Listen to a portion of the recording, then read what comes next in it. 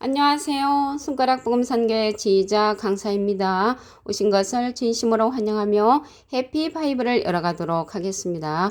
오늘 증거드린 말씀의 제목은요. 659강 일곱째 인과 일곱 나팔이라는 제목으로 하나님의 말씀을 나눠보는 시간을 갖도록 하겠습니다. 계시록 8장 1절을 보시게 되면 일곱째 인을 떼실 때에 하늘이 반시 동안 고요하더니 내가 봄에 하나님 앞에 시위한 일곱 천사가 있어 일곱 나팔을 받았더라 라고 말씀에 기록되어 있습니다. 여기 일곱째 인과 일곱 나팔인데요. 일곱째 인 속에 첫째 나팔, 둘째 나팔, 셋째 나팔, 넷째 나팔, 다섯째 나팔, 여섯째 나팔, 일곱째 나팔이 포함되어 있는 것이 일곱째 인이라고 말씀을 드립니다. 그러면 일곱인하고 일곱째는 틀리죠. 일곱인은 일곱 개의 나팔을 상징을 하고요. 일곱째 인은 일곱 번째의 그러한 인을 상징한다는 것을 말씀을 드립니다. 그래서 일곱째 인을 뗄 때요. 하늘이 반시 동안 고요하다고 했습니다. 반시는 30분이죠. 여기 그러한 사건이 일어나는 거는 법정에서 어떠한 죄인이 사형 선고를 받을 때의 그러한 고요함, 그러한 거하고 비슷하다고 말씀을 드릴 수가 있고요. 하나님 앞에 시위한 일곱 천사라고 했는데 여기서 시위한다니까는 데모하는 것이 아니고요. 보필하는 것입니다. 하나님을 보필했던 그러한 일곱 천사가 일곱 나팔을 받았단 말이죠. 그래서 이 나팔 사건은요. 전부 다 심판의 그러한 사건을 이루고 있습니다. 어떠한 사건이 일어나는가? 첫째 나팔의 사건을 보겠습니다.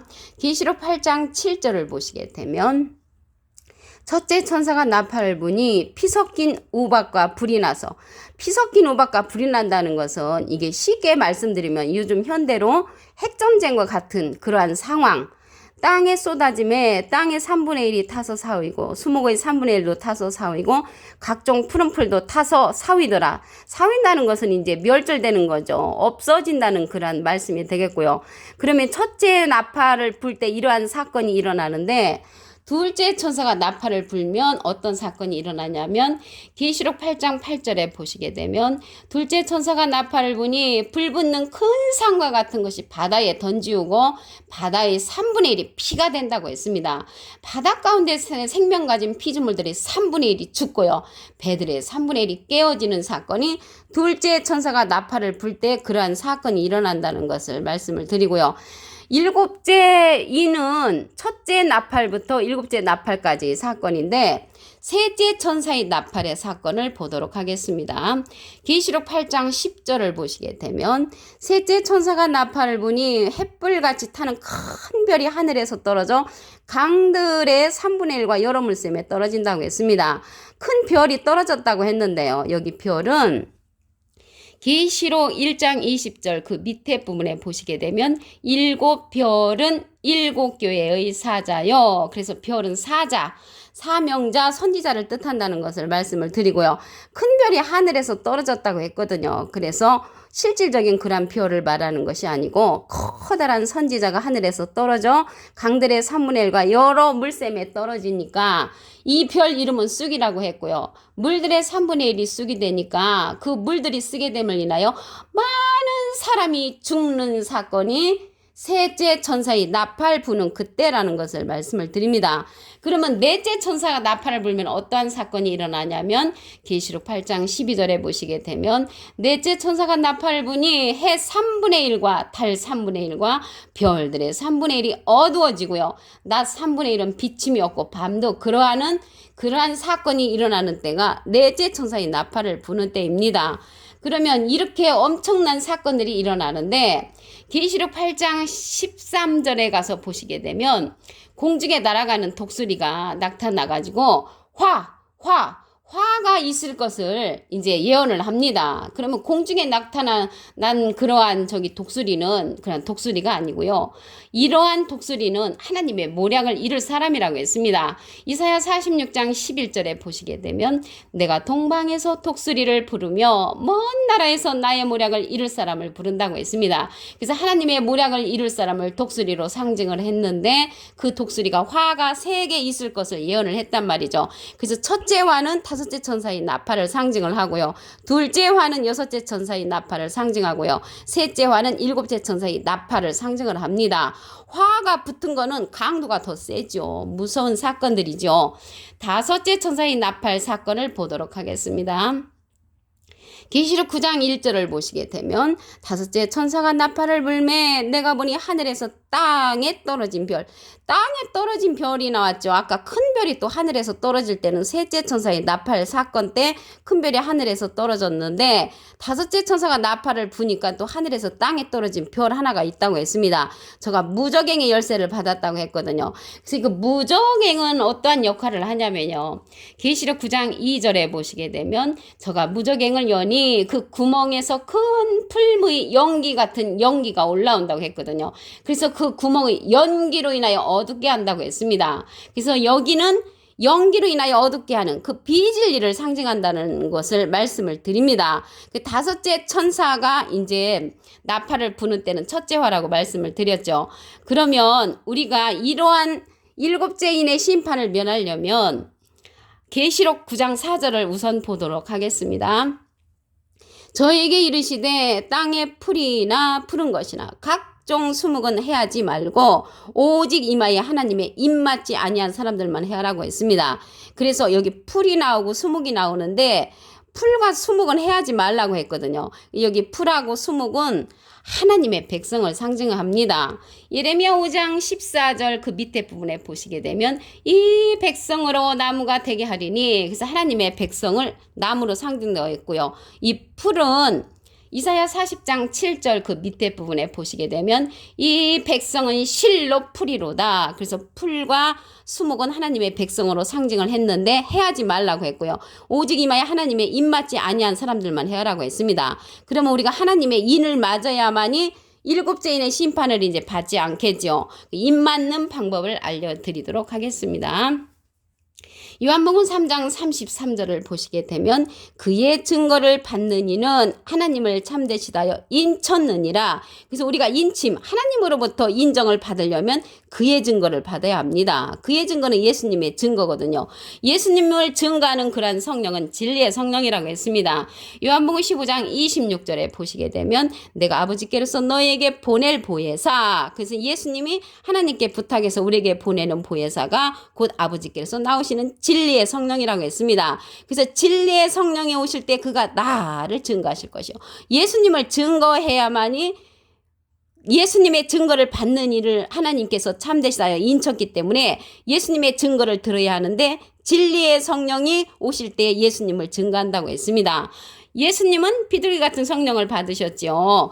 그래서 여기 진리의 성령은요. 요한복음 16장 13절에 보시게 되면 진리의 성령이 오시면 그가 너희를 모든 진리 가운데로 인도한다고 했고요. 자기 뜻대로 말하지 않고 오직 듣는 것을 말하시며 장래를 우리에게 알려주는 성령이라고 했습니다. 이 진리의 성령은 근데 보낼 보혜사라고 했잖아요. 이 보혜사는 대원자라는 그런 뜻을 갖고 있습니다. 요한일서 2장 1절 그 중간에서부터 보시게 되면 누가 죄를 범하면 아버지 앞에서 우리에게 대언자가 있으니 대언자 앞에 조그만하게 3자가 있습니다. 관조 성경 해석란에 보시게 되면 보혜사라고 기록되어 있습니다. 그래서 이 보혜사는요 파라클레트거든요.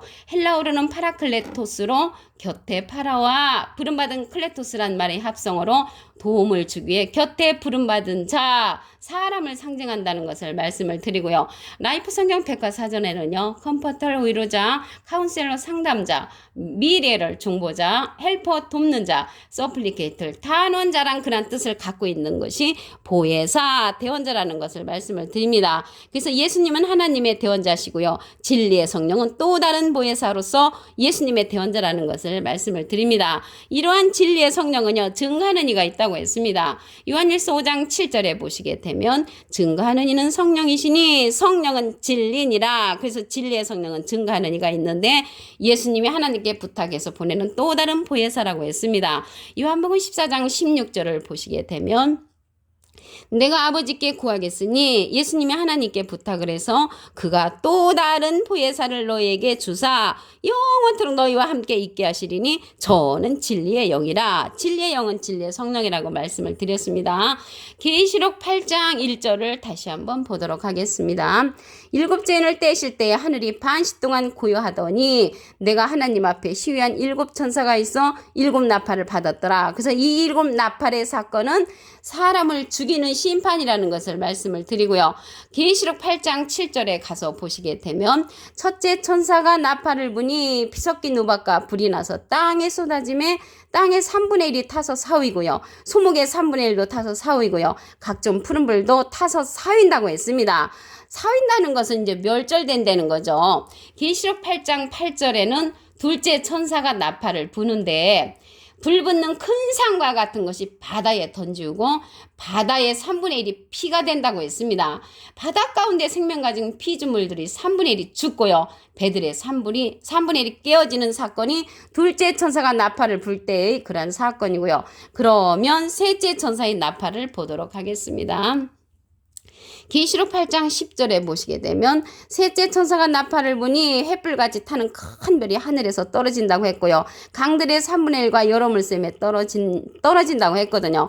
그래서 이 별 이름이 쑥이라고 했습니다. 계시록 8장 11절에 가서 보시게 되면 이 별 이름은 쑥이라 물들의 3분의 1이 쑥이 되매 그 물들이 쓰게 됨을 인하여 많은 사람이 죽는 사건이 일어나는 것이 셋째 천사의 나팔 때라는 것을 말씀을 드립니다.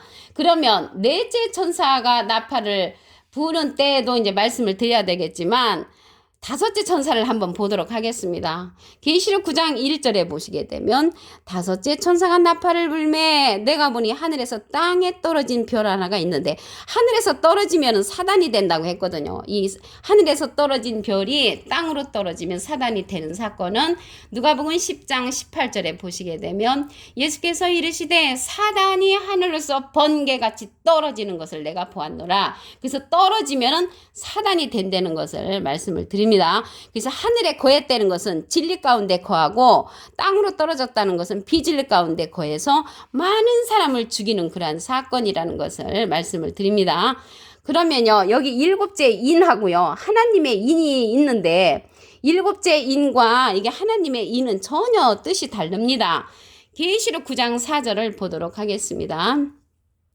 저에게 이르시되 땅에 풀이나 푸른 것이나 각종 수목은 해하지 말고 오직 이마에 하나님의 인맞지 아니한 사람들만 해하라. 그래서 하나님의 인침을 받지 아니하면 인의 사건, 일곱째 인의 사건을 우리가 이제 맞게 되는데 하나님의 인을 맞아야 되겠죠. 여기 하나님의 인 맞는 거는 하나님으로부터 인정을 받는다는 것이죠. 그러면 어떻게 하나님의 인침을 받는가 알려드리도록 하겠습니다. 요한복음 3장 33절에 보시게 되면 그의 증거를 받는 이는 하나님을 참되시다 하여 인쳤느니라. 예수님의 증거를 받아야만이 하나님을 참되시다 하여 인침을 받을 수가 있다는 것입니다. 예수님은 지금 영으로 계시기 때문에 예수님께서 보내는 진리의 성령 또 다른 보혜사가 있습니다. 요한복음 15장 26절에 보시게 되면 내가 아버지께로서 너에게 보낼 보혜사 곧 아버지께서 나오시는 진리의 성령이 오실 때 그가 나를 증거하실 것이요. 예수님의 증거를 들어야만이 인침을 받는다고 했잖아요. 그래서 예수의 증거를 해주는 자가 진리의 성령이란 말이죠. 이 진리의 성령은요, 보낼 보혜사라고 했는데 또 다른 보혜사입니다.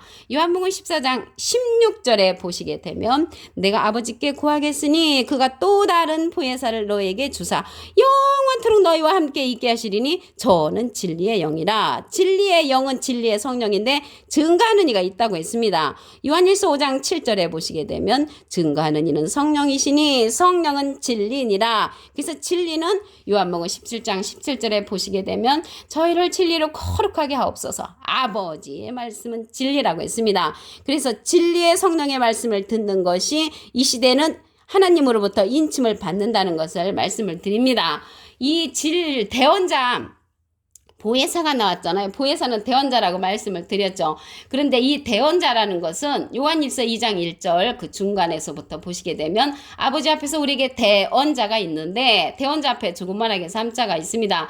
관주성경 해석란에 보시게 되면 보혜사, 사람을 상징한다는 것을 말씀을 드립니다. 그래서 이 보혜사라는 뜻은요, 파라클레토스로 헬라어로 곁에 파라와 부름받은 클레토스란 말의 합성어로 도움을 주기에 곁에 부름받은 자란 그란 뜻을 갖고 있습니다. 오늘 659강 7죄인과 7나팔이라는 제목으로 하나님의 말씀을 나눠보는 시간을 가졌습니다. 감사합니다.